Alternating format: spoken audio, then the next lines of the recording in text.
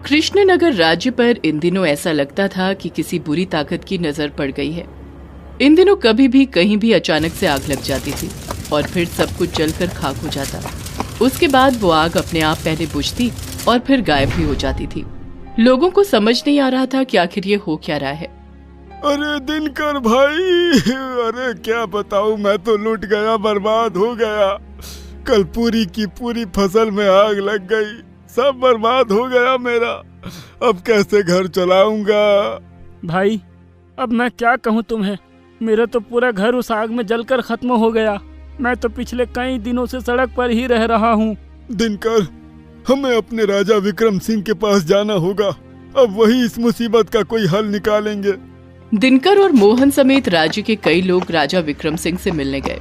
विक्रम सिंह खुद इस आफत के कारण परेशान था, क्योंकि महल में भी कई बार आग लग चुकी थी। उनके भी कई कीमती सामान जलकर खाक हो गए थे। देखिए, प्रजा की चिंता राजा की चिंता है। मैं खुद पिछले कई दिनों से इस मुसीबत से पार पाने की सोच रहा हूँ, लेकिन ये एक ऐसी मुसीबत है जिससे कैसे निपटा जाए वो हमें समझ नहीं आ रहा है। महाराज, अगर ऐसा होता रहा तो हमें इस राज्य को छोड़कर जाना होगा।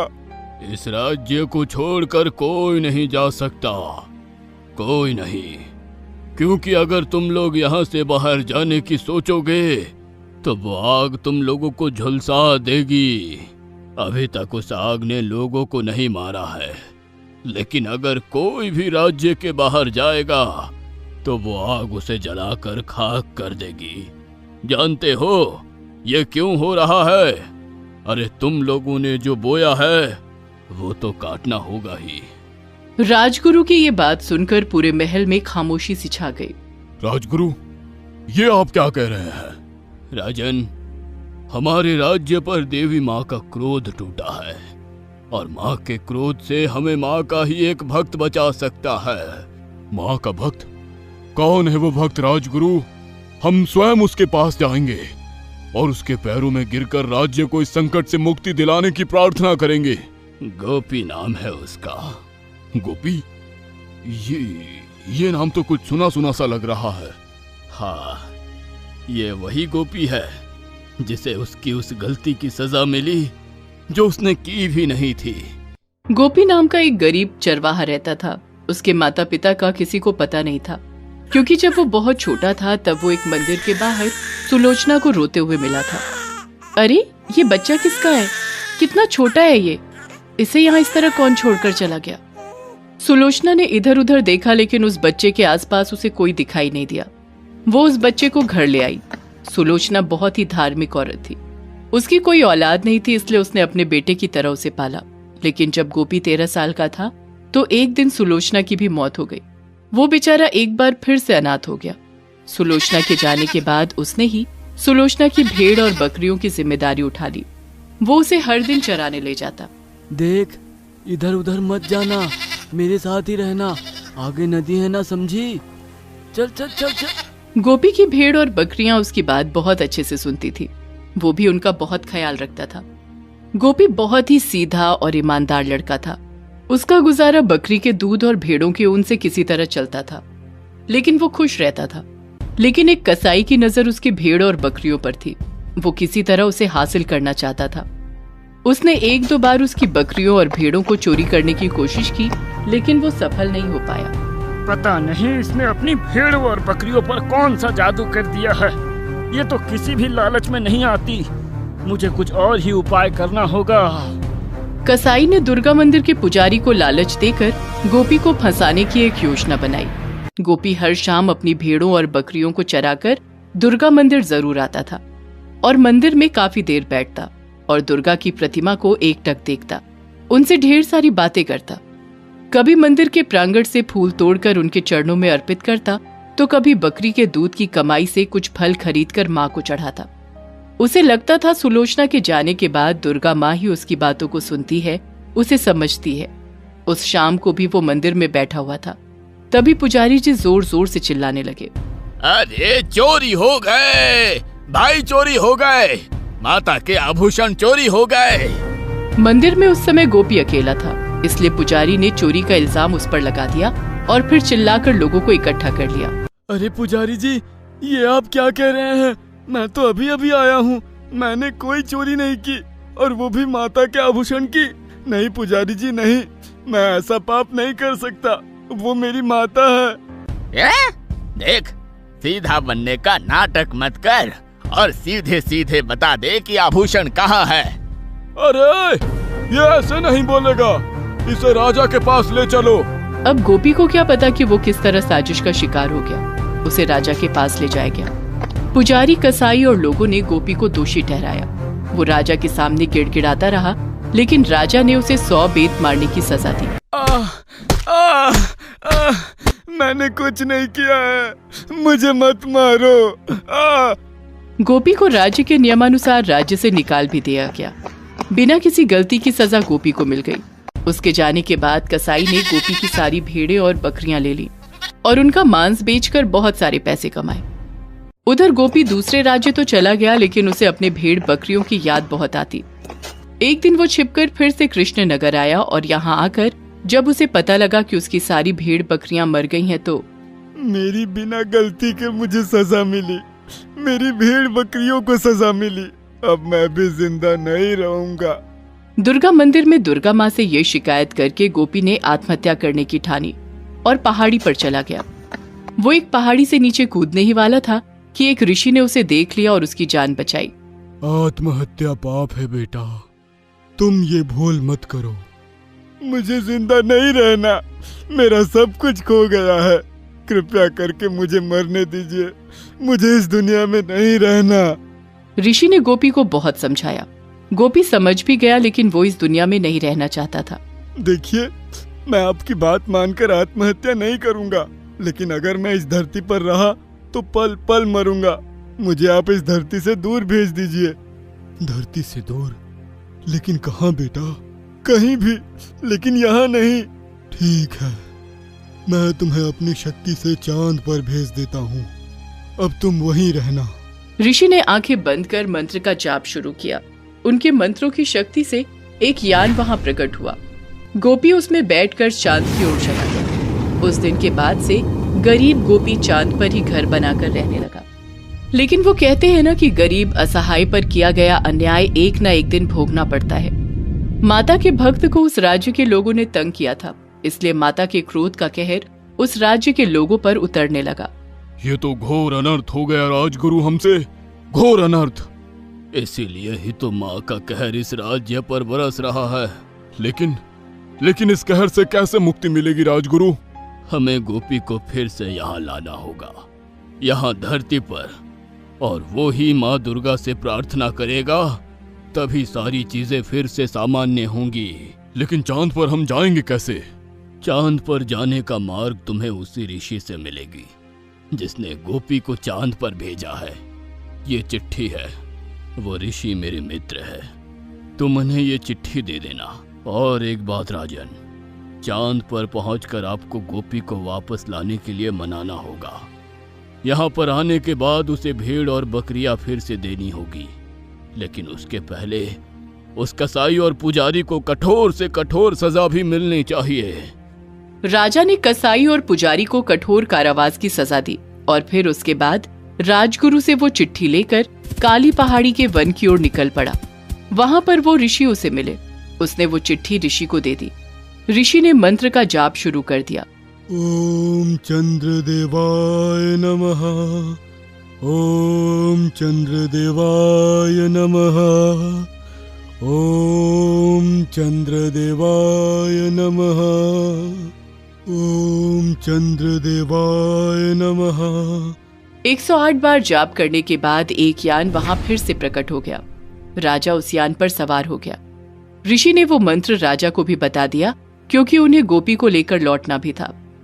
यान में उड़ते हुए राजा चांद पर पहुंचे। वहां पर उन्होंने देखा कि गोपी चुपचाप उदास सा बैठा हुआ है। राजा विक्रम सिंह गोपी के सामने हाथ जोड़कर खड़ा हो गया। गोपी ने जब राजा को अपने सामने देखा तो उसे बहुत गुस्सा आया और उसने अपना मुंह फेर लिया। तब राजा ने कहा, हमें माफ कर दो गोपी, हमें माफ कर दो। हमें सारी असलियत का पता चल गया है, हमने दोषियों को सजा भी दे दी है। महाराज, इस सजा से मेरी मासूम भेड़ बकरियां वापस आएंगी क्या? मैंने जो अपमान सहा, कोड़ों की मार सही, क्या वो दर्द वापस होगा? गोपी, उसी की सजा तो पूरा राज्य भुगत रहा है, और अगर तुम मेरे साथ धरती पर वापस नहीं गए तो सब खत्म हो जाएगा। उसके बाद विक्रम सिंह ने गोपी को सारी बातें बताई। ये सब सुनकर गोपी बहुत चिंतित हो गया। उसे अपने राज्य के लोगों की फिक्र होने लगी। वो उसी समय राजा के साथ धरती पर जाने के लिए तैयार हो गया। राजा ने एक बार फिर से मंत्र पढ़ा और एक बार फिर से वहां पर यान प्रकट हो गया। वे दोनों उस पर सवार होकर धरती पर आ गए। गोपी तुरंत दुर्गा मंदिर गया और माता के सामने हाथ जोड़कर रोने लगा। माँ, दया कर माँ, दया कर, दया कर इस राज्य के लोगों पर। अपना क्रोध वापस ले ले माँ, अपना क्रोध वापस ले ले। गोपी के कहने पर मंदिर की मूर्ति से एक ज्योति प्रकट हुई और फिर वो ज्योति बादल में बदल गई और पूरे राज्य में वर्षा होने लगी। लेकिन वर्षा की ये बूंदें नीले रंग की थीं। माँ दुर्गा ने अपना क्रोध वापस ले लिया। जिनकी फसलें जल गई थीं, जिनके घर जल गए थे, सभी वापस हो गए। गोपी अब धरती पर ही रहने लगा। राजा ने उसे नई भेड़ें और बकरियां भी दी। गोपी अभी भी हर दिन अपनी भेड़ों को चराकर माता के मंदिर में जाता है और उनसे ढेर सारी बातें करता है।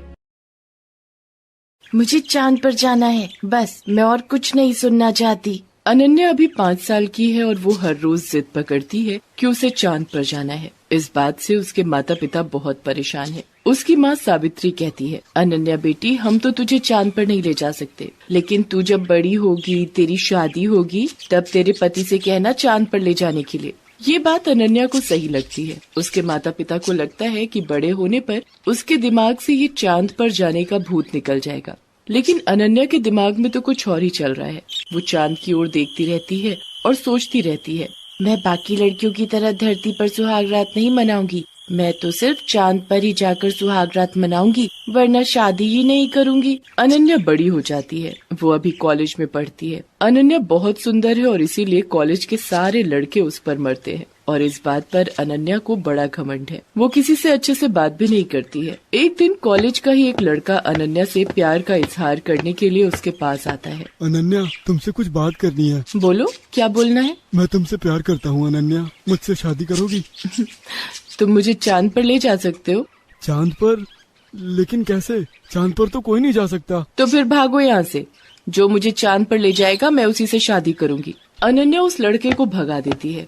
कॉलेज में ये बात फैल जाती है और सभी इस बात को लेकर आपस में हंसने लगते हैं। अनन्या की कोई सहेली भी नहीं है। वो हमेशा अकेली रहती है और रात को अपने घर की छत से चांद को देखती रहती है। कुछ दिन बाद कॉलेज में एक नया लड़का आता है। उसका नाम राहुल है। राहुल बहुत गरीब घर से आया है और पहले ही दिन उसे अनन्या से प्यार हो जाता है। मगर कॉलेज के बाकी लोग राहुल को सावधान कर देते हैं। लेकिन राहुल अनन्या के प्यार में पागल हो जाता है और वो अनन्या को प्रपोज कर देता है। अनन्या उससे कहती है, तुम दिखने में तो ठीक ठाक हो, लेकिन मुझे चांद पर जाना है और चांद पर ही सुहाग रात मनानी है। तुम मुझे चांद पर ले जा सकते हो क्या? राहुल सोचता है कि अनन्या मजाक कर रही है। वो हंसकर कहता है, हाँ अनन्या, हाँ, मैं तुम्हें चांद पर ले जाऊंगा।